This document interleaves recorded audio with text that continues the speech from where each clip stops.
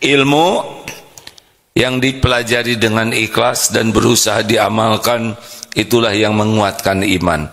Tapi iman ini, Rasulullah bersabda di dalam hadis riwayat Imam Ahmad derajatnya hasan, la yastaqimu imanu abdin, tidaklah istiqomah iman seorang hamba. Iman kita turun naik, tapi yang salah satu yang menentukannya adalah suasana hati. La yastaqimu imanu abdin hatta yastaqima qalbuhu, tidaklah istiqomah iman hingga istiqomah hatinya. La yastaqimu qalbuhu hatta yastaqima lisanu. Nah, lihat dari sini nih adik-adik. Jadi hidup bisa mulia, bahagia, iman turun naik, di antara kuncinya adalah jaga lisan. Pilihannya ada berapa? Bicara ini hanya dua. Falyaqul khairan aw liyasmut, berkata baik atau diam. Jadi kita tidak punya pilihan yang lain. Kalau mau bicara ingin aman, falyaqul khairan aw liyasmut, berkata baik. Kalau kita tidak bisa berkata baik, diam. Di bawah ini adalah sia-sia, di bawahnya lagi maksiat. Yang dua bawah ini akan menghinakan dan mencelakakan kita. Apa bicara baik? Bicara baik yang paling intinya ada dua bicara baik, yaitu zikrullah dan amar ma'ruf nahi mungkar.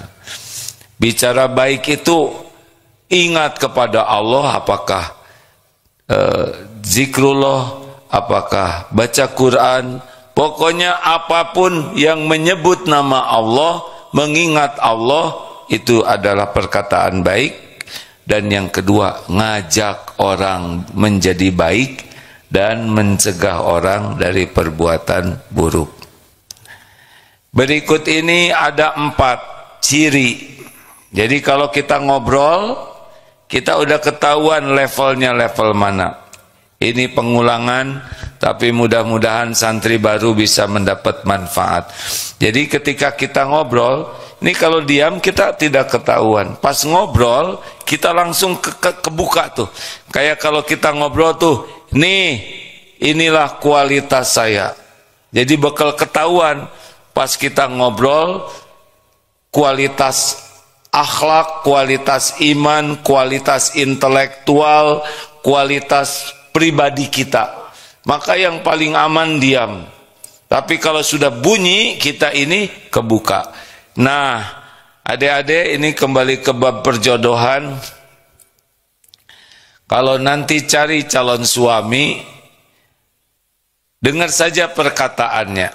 Ciri orang yang berkualitas tinggi, ya, ini orang yang paling bagus, yaitu kalau bicara ada cirinya. Yang pertama, dia akan banyak menyebut nama Allah. Apapun yang diobrolkan mesti kembalinya ke Allah, zikrullah. 2, yang kedua, kalau bicara ilmunya manfaat. Jadi kalau dengar orang ini bicara, kita dapat ilmu yang manfaat. 3, ketika bicara, karena bicaranya itu pakai hati kita pun akan tergugah. Kalau ilmu manfaat konsumsi akal pikiran, tapi karena bicaranya ikhlas, maka hati kita akan tersentuh, tergugah. Jadi kita pun tergerak untuk berbuat baik. Dan yang keempat, solusi. Jadi kalau ngobrol apapun, tidak hanya mempermasalahkan masalah, tetapi solusi.